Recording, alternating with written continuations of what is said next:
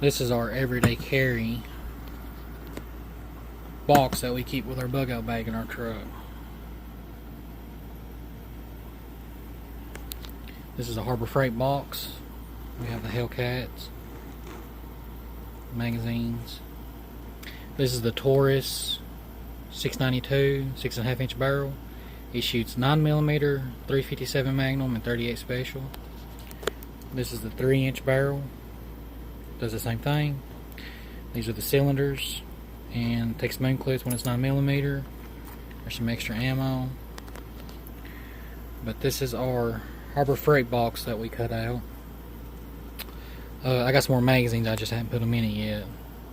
We were shooting, and this is where I keep the speed loader.